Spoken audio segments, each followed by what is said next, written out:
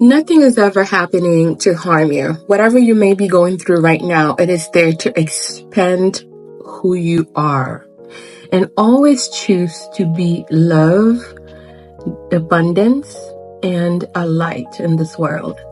And once you choose that and you accept it, you are aware of it, this is what you're going to become. So you may think that whatever situation that you're in right now, it is there to harm you, but no, it isn't. It is there to only expand who you choose to become during that process, because numbers never lie. 1 + 1 will always equal 2. So become aware of who you want to be and let yourself become that. You are not being hurt. You are not being taken advantage of. You are not going through hardship. Whatever you may be going through that you feel like it's hurting you, it's only doing so that the ego can die. Let the ego die. Let it die. Let it shift. Let it go to hell. Who cares? We don't need it, because the true essence of who we are is this life-breathing energy, life force energy that is in us. And this is what we need to give our attention to, because it is what wants the best for us. God is not punishing you. You're not being punished by the universe, by God, by anybody. No, it's impossible. It's like saying that, you're hurting God. This is impossible. So whatever you're going through right now, embrace it and allow it to teach you whatever it came to teach you. Because one thing that I'm going to tell you that is guaranteed, you will come out better. Always.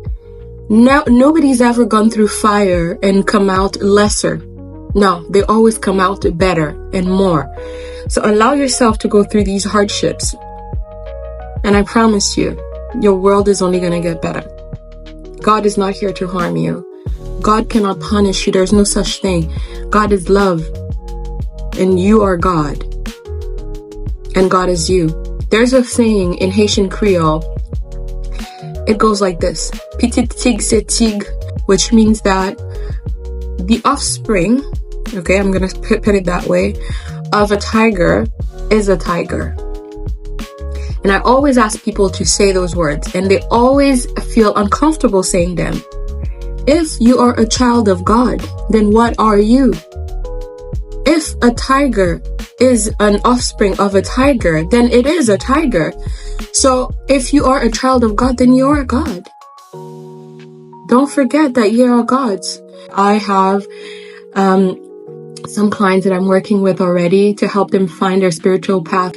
One of the hardest things for a lot of people is to really stay true to who they are. And this is the reason why they're unable to manifest. They're unable to literally experience magic in their life, because they want to be what society calls them to be. But no, you have to be faithful to what God wants you to be.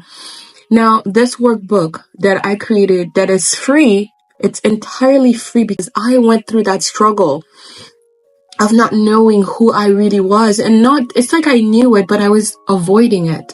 And the more you avoid it, the more you will go through hardships. Okay. And it's not the good kind of hardship. It's the painful kind. Okay. Cause it's a recurring loop. So you have to embrace that. Okay. You have to get to know it and embrace it, regardless of what society thinks, regardless of what your family thinks. Okay, and embrace the spiritual path, make it your anchor, and I guarantee you, your life will change for the better. This is the spiritual awakening that people are talking about. Sometimes, you have to place yourself in that reality, and then this is when you become awakened. All right, guys. So yes, there are tools to help you, such as like I shared in my video about the coffee, washing your head with coffee. We get clearer dreams and you get messages and stuff like that. It's a way to awaken your spirit. There are other ways too that you can use coffee to open up this channel of communication for you with the higher realm, right? There are other things that you could do as well. Plants. Let me tell you something. The other day, somebody said something about how, basil is food. This is a mistake most men make. Okay. It is nature. If you were looking at nature only as a mean to eat, then we will be lost, completely lost. You have to look at nature and understand that it is there to serve you.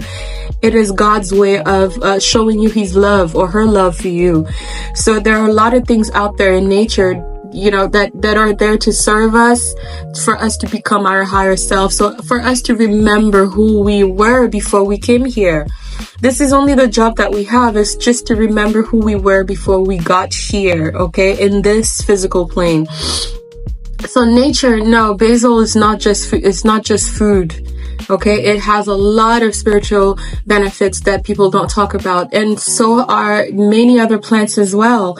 Okay, I lived in the Caribbean. People in the Caribbean, for them, nature is everything. They use nature for so many things. I know when you think about living in a big city like New York, for instance, all you see are buildings. So you're not thinking of nature. But you have to find your way back to nature. And when you connect to nature, your spirit awakens naturally. Those plants are not just food, good sir. They're there to serve us, to help us rise to our highest consciousness, or our higher consciousness. So don't listen to people that say such thing. It's not mumbo jumbo. And you have to connect. If you look at ancient cultures, you would think that they're nuts too, right? When they were using nature to their advantage. Let's not make that kind of mistake, people. No. Now, I'm working currently with some clients that I'm helping them find their true spiritual path. If you are of Afro descendants, don't care what society says or your family says. Embrace that and make it your anchor. I promise you, things will start shifting in your reality. All right. Be blessed. And let's prosper together. You are resilient. That's what you need to remember. You're resilient. Your spirit is resilient. Your mind is resilient. You are a resilient human being. You cannot fail. You cannot fall. Nothing is there to harm you. Nothing is there to hurt you. Absolutely not. Nothing is more powerful than you.